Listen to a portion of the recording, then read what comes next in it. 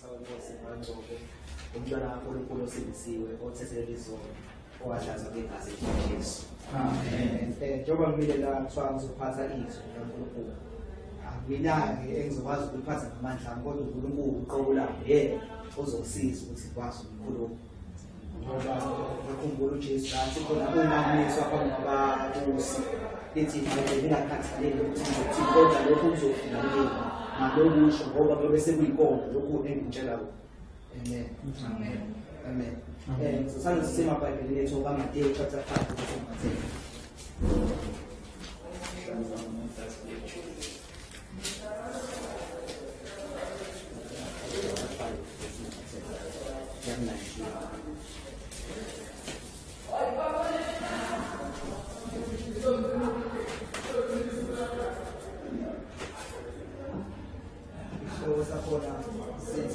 Intshumayelo yasentabeni uvesi 10 babusisiwe abazingelwa ngenxa yokulunga ngokuba umuso wezulu ungowabo. Nibusisiwe xa benithuka benizingela bekhuluma konke okubi ngani beqamba amandla ngenxa yami. Jabulani nithokoze ngokuba umvuzo wenu mkhulu ezulwini ngokuba kanjalo babazingela abaprofethi abanandulelayo. Nina ningusawoti womhlaba kepha uma usawoti edumele ubusawoti bovuswa ngani na akasasizi lutho kuphela ukulahlwa ngaphandle anyathele ngabantu.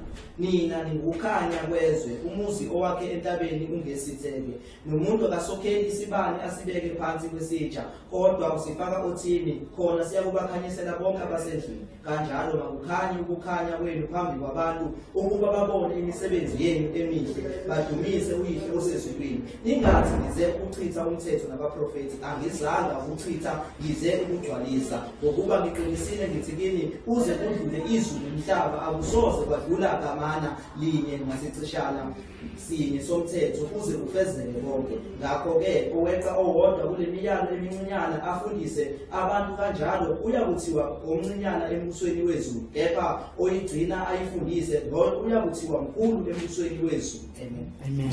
Amen. La izwi kaNkulunkulu lithi isihloko sakho sentshumayelo yasentabeni. Amen. La uJesu wayefundisa lithi izwi kaNkulunkulu uma ekhuluma ubesebanikeza imiyalo kaNkulunkulu. Ingakho uma ekhuluma uthi-ke angizanga ukuzochitha imiyalo kodwa ngizoyinezelela. Okusho ukuthi yonke into ayikhuluma yayincikile ku-Exodus 20 imithetho eyishumi. Ngoba siyathola lithi iBhayibheli lizwile kwathiwa ungemi kepha simthola ethi-ke simthola lithi uzwile kuthiwa ungaphili kepha simthola ukuthi uwabuka nje wesifazane usuphilile. Amen. Usiyagcwalisa imithetho yayishiwo uMose ngoba phela ekaMose imithetho siyayazi ukuthi ibifika imithetho kaMose ukuthi ukuba necala uma nje kubanjiwe ukwenza lokho kodwa uma ungakwenzanga kusho ukuthi ubungabi nalo icala. Ingakho phela sibona owesifazane elethwa phambi kaJesu lithi iBhayibheli bamletha abaJuda bathi nango owesifazane obanjiwe ephila. Shuthi ngamanye amazwi kube wayengabanjwanga ephinga ubengeke azabe nacala. Ingakho phela uPawulu uthi-ke manje imithetho kaNkulunkulu ayisalotshiwe phansi kuphela kodwa isilotshiwe ey'nhliziyweni zethu. Okusho ukuthi siba necala noma singabonwanga siba necala noma kungekho sibolile senza izinto. Lithi iBhayibheli lokho elikhulumayo efihlakeni kuyokwaziwa emhlabeni wonke nalokho elihlebezayo makamelweni kuyomenyezelwa umhlaba wonke. Amen. Okusho ukuthi manje icala lethu alisekho ekutheni size sibonwe ngabantu senza into e-wrong kodwa manje icala lethu selithina singakakwenzi lokho suke sesinecala. Ingakho phela lithi iBhayibheli uma sithi asinasono siyayikhohlisa. Amen. Lithi uma sithi asinasono siyayikhohlisa futhi neqiniso alikho kithi nezwi kaNkulunkulu alikho kithi. Amen. Lokho kusho ukuthi lithi iBhayibheli onendodana kaNkulunkulu akona kithi siyazi. Lithi iBhayibheli onendodana akoni uma sithi asinasono siyayikhohlisa. Lezo zinto zo-2 zisho ama-meaning angafani. Number 1 uma lithi asinasono lichaza ukuthini. Uma sithi asinasono siyayikhohlisa ukhona umehluko phakathi kokona nesono. Lithi iBhayibheli onendodana akoni. Amen. Ngizwakala akoni kusho ukuthi khona umehluko phakathi kokona nesono ngoba lithi iBhayibheli uma sithi asinasono siyayikhohlisa kodwa lithi onendodana akoni. Ungazi ukuthi lezi zinto zombili ziyashayisana. Okusho ukuthi lezo zombili zisho ama-meaning angafani. Amen. Ngoba kukhona umehluko phakathi kwesono nokona. Amen. lithi iBhayibheli ngisho nengane ezalwayo izalwa esolweni okusho ukuthi bese isono singaphakathi thina ingakho uPaul lapha kwabaseRoma chapter 7 uthi ke ngiyawuza ukuthi umthetho kaNkulunkulu ukhona ngaphakathi mina kodwa sekukhona nomthetho wesono osuvuka ngaphakathi mina omelene nomthetho kaNkulunkulu amen athi mina muntu osizikazi ngiyophuma kanjani kulo mzimba amen okusho ukuthi ikuphi ukona ngamanye amazwi uma sicabanga into ephambene nentando kaNkulunkulu sesinesono amen kodwa azange sisebenzise amalunga ethu enyama ukuthi sisenze leso sono ingakho phela lithi iBhayibheli uma sithi asinasono siyayikhohlisa amen siyona nje ucabango siyona ngokukhuluma amen ingakho ke sifumaneka sinesono kuthiwa uma sithi asinasono siyayikhohlisa ezwakala amen kanjalo ke uma lithi onendodana akoni kanjani na ngilinganise mhlawumbe ngizokuyanisa ngakho ukufebe noma ukujola amen uma uyojola akwenzeki automatically uyaplana uhlale phansi uhlele zonke izinto uhambe uyekhona amen lithi iBhayibheli onendodana akoni amen futhi ngesikhathi wenza njalo usuke usuwona elithi iBhayibheli onendodana akoni okusho ukuthi uma wenza lokho kubukhona ubusindisiwe futhi ngamanye amazwi nendodana ayikho kwena ngoba phela onendodana akoni amen yezwakala amen sesilana-ke la sifunde khona lithi iBhayibheli nibusisiwe nxa bethuka bekhuluma kabi ngegama bethuka ngenxa yegama lami uthi uJesu jabulani ithokoze futhi ngamanye amazwi uma sikhuluma ngegama likaJesu usazofika isikhathi la sizothuka khona ngenxa yegama likaJesu amen amen ngoba lithi iBhayibheli uJesu uyitshe elanqatshwa ngabakhe number 2 into ezosenza ukuthi sithukwe lithi iBhayibheli ingoba phela izwa zange limazi uJesu amen kodwa thina siyamazi uJesu akusibona bonke ababona uJesu njengenkosi nomsindisi sibaningi sibashumayeza kodwa abaphendula ngoba bengafumananga umusa kaNkulunkulu ngoba phela uthi uJesu angina enangikhetha kodwa mina enganikhetha uthi akekho zami mina ngazange ngimdonse amen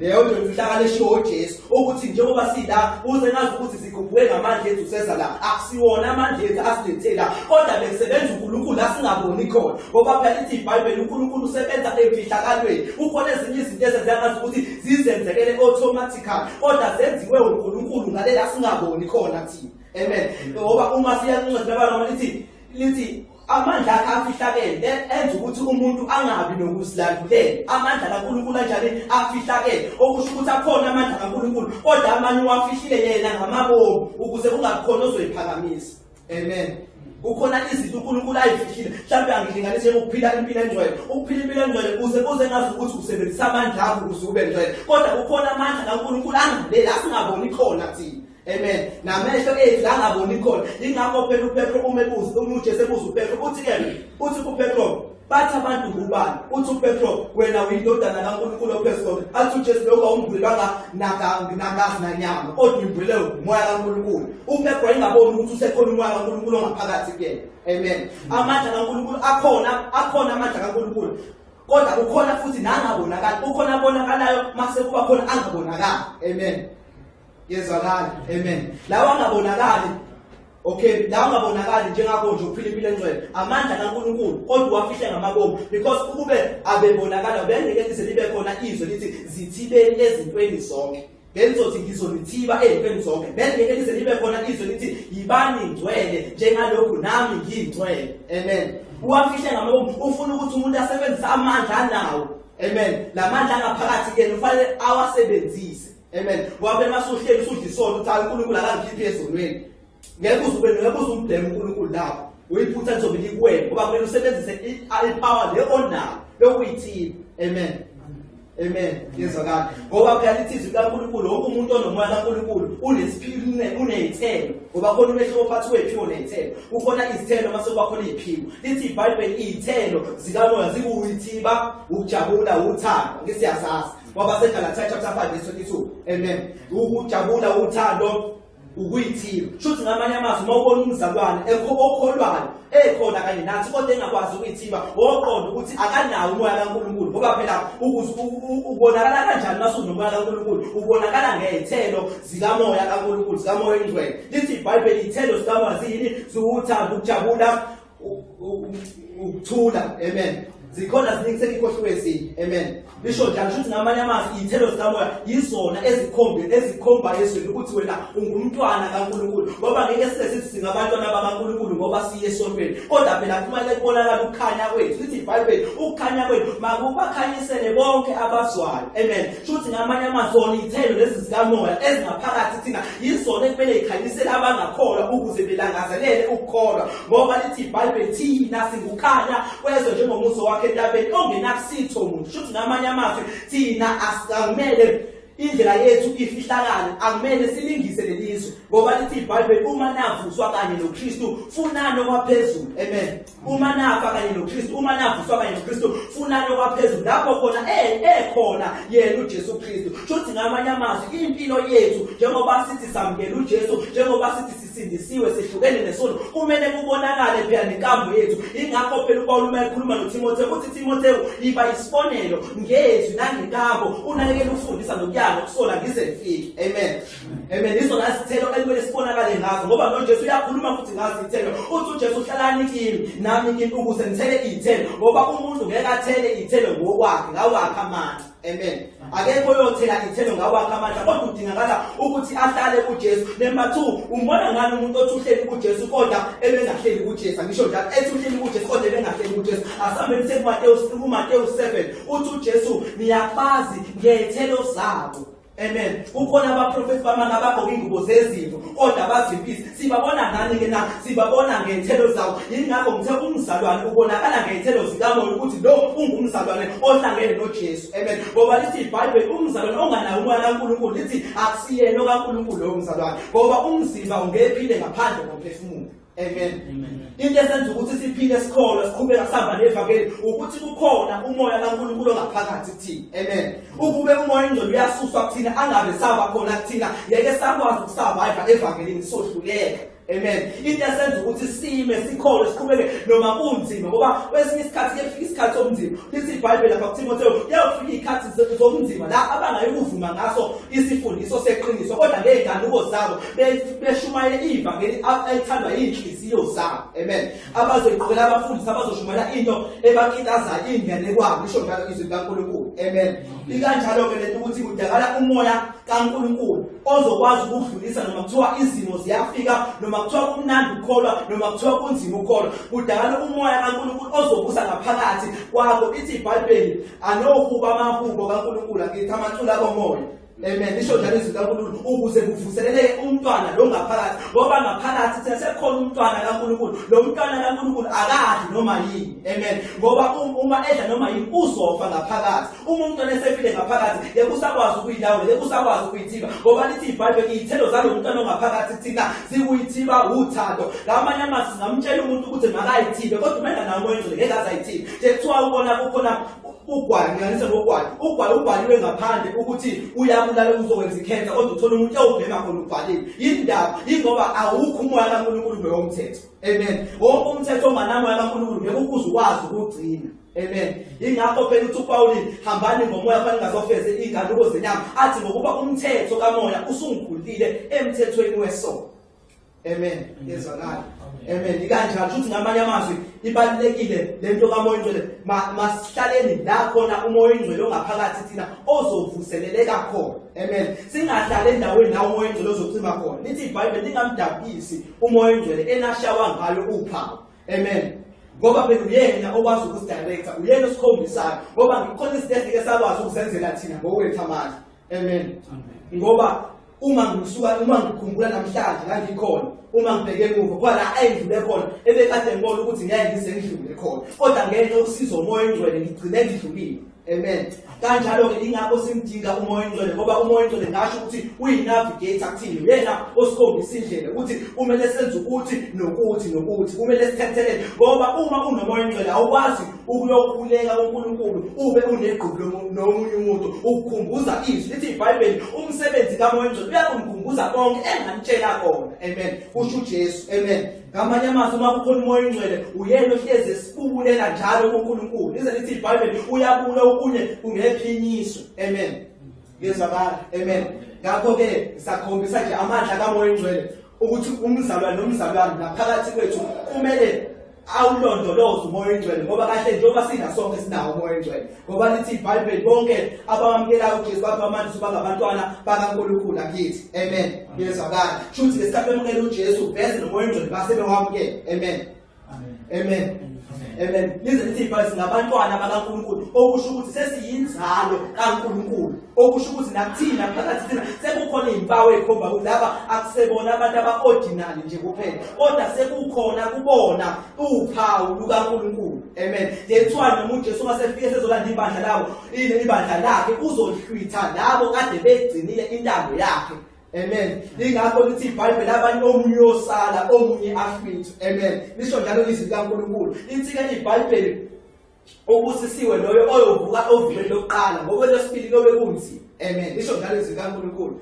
amen lithi kuSamuel chapter 3 verse 20 lithi ngokuba ulondile izwi Samuel chapter 3 verse number 10 lithi ngokuba ulondile izwi lokubekezela kwami nami ngiyakulonda ngosuku lokulingo ngamanye amazwi uma uJesu emaphezulu bonke abazalwane kade beyenza intando kaNkulunkulu kade benga iRobhi okusho ukuthi uma umzalwane iRobhi intando kaNkulunkulu usemncishile indawo moyingcwele amen angikubeke nje ngothathe lapho wathi intando kaNkulunkulu usungayenzi yonke amen umoya oyingcwele usumcindezelile phakathi kwethu ngoba phela uyena umoya oyingcwele osifundisa konke lisho nje kaNkulunkulu ngithi amen lithi umoya oyingcwele ukwenzani uyakusifundisa konke mase kuba khona izithelo zane zikamoya oyingcwele bese ngiyibhala ukuthama izithelo zikamoya oyingcwele izona ke ezisikhombisa ukuthi thina singabantwana bakaNkulunkulu ngokupheleleyo uma singekho izithelo zikamoya oyingcwele ngaphakathi kwenu awusiyena umntwana kaNkulunkulu ngokupheleleyo umntwana kaNkulunkulu simbona ngezithelo zikamoya amen ngoba lithi iBhayibheli isihlahla sama-orange sibonakala ngani sibonakala ngama-orange isihlahla sama-aphula sibonakala ngani ngama-aphula uma kukhula isihlahla sama-orange nesalamula zikhula icishe ifana kodwa ubona ngoba seyithelile ukuthi lo uyisiphi isihlahla sama-orange lesi esikalamula lesi kanjalo wena njengoba singabazalwane sibonakala ngani bantu sibonakala ngani phambi kaNkulunkulu sibonakala ngani nje ukuthi sehlukile esweni sibonakala ngazi izithelo zikamoya oyingcwele bengeke zibe khona ukube bezinganasidingo njengoba zikhona yiyona into esitshengisa ukuthi lo ya umzalwane lo umuntu ongakholwa umhedeni ngoba kahle ukukholwa nokwazi ukuthi siyakholwa akudingi ukuthi sizikhulume ukuze kubonakale ukuthi siyakholwa kodwa nje isisathu singakasho ukuthi kumele kubonakale ukuthi lo akakwenzi lokhu nokuthi ngenxa kaNkulunkulu ongaphakathi kuyena amen ngenxa yezithelo zikamoya oyingcwele mase kuba khona ini ama-fruit mase kuba khona ama-gift kamoya oyingcwele iy'phiwo zikamoya oyingcwele iy'phiwo zikamoya oyingcwele ziyakwazi ukuhlangana nomuntu esengayenzi intando kaNkulunkulu amen ingakho phela uthi uJesu akusibona bonke abathi inkosi inkosi abazongena ezulwini kodwa benza intando kaNkulunkulu lithi iBhayibheli abanye bayothi inkosi inkosi asiprofethanga ngezwi lakho asishumayelanga ngezwi lakho athi uJesu kani benzi bokubi angizange nginazi kwaseqaleni ngoba isiphiwo ngeke size sisuke even noma kuthiwa usenze into engcolile ngeke size sisuke futhi isiphiwo ngeke singenise ezulwini into ebalulekile ukuthi usayenza intando kaNkulunkulu zisakhona lezithelo zikamoya oyingcwele amen yezwakala amen lesisela la ngezwi likaNkulunkulu elithi-ke verse 13 mina ningusawoti womhlaba kepha uma usawoti edumele ubusawoti bovuswa ngani akasasizi lutho kuphela ukulahlwa ngaphandle anyathelwe ngabantu verse 14 nina ningukhanya kwezwe umuzi owakhe entabeni ungesitheke amen verse number 14 uthi thina uyasikhombisa ukuthi ngukhanya kwezwe amen angithi siyakwazi ukuthi ukukhanya kufike kwenzeni leso kwenze njengoba sila njengoba shuthi ngamanye amazwi ukukhanya akudingeki uma uvese kusemini kodwa ukukhanya kufika mase sekumnyama sekuhlwini okusho ukuthi bese izwe lesifila kulona lisekumnyameni lidinga abantu abazolikhanyisa ngobani abazolikhanyisa abantu abahlangene negazi likaJesu abamvumile uJesu njengenkosi nomsindisi emva lokho mase bemvumile bayimisela ukuphilela yena ngoba kahle lithi iBhayibheli wabafela bonke abaphila ukuze bengabe sayiphilela bona kodwa bephilele yena amen njengoba singukukhanya silindelekele thina ukuthi sikhanye ezweni lithi iBhayibheli ukukhanya kwethu makubonakale ezweni lithi iBhayibheli umuntu akasithatha isibani asifake phansi kombhede kodwa uthatha isibani asibeke phezulu ukuze sibakhanyisele bonke abazwayo okusho ukuthi ukukholwa kwethu makungabavimbeli abantu abafuna ukukholwa ukukholwa kwethu makubakhanyisele abantu abazwayo amen ngamanye amazwi ngisho nenkambo yethu mayingabi isixuku esithi uJesu amen mangabi isixuku esigxeka ukukholwa ngoba lithi iBhayibheli kukhona abanesimo sokumesaba uNkulunkulu kodwa ngezenzo zabo bayamphika amen bakhona abanesimo sokumsaba uNkulunkulu mhlambe ngamasonto bayaphatha amaBhayibheli abeye esontweni kodwa manje inkambo yabo amen, iyamphika uJesu. Ngisho nabafisa ukukholwa abasakholwa ngenxa yezenzo zabo, amen. Lithi iBhayibheli manje kuloyo okhulekisa abe munye kungcono kuyena ukuthi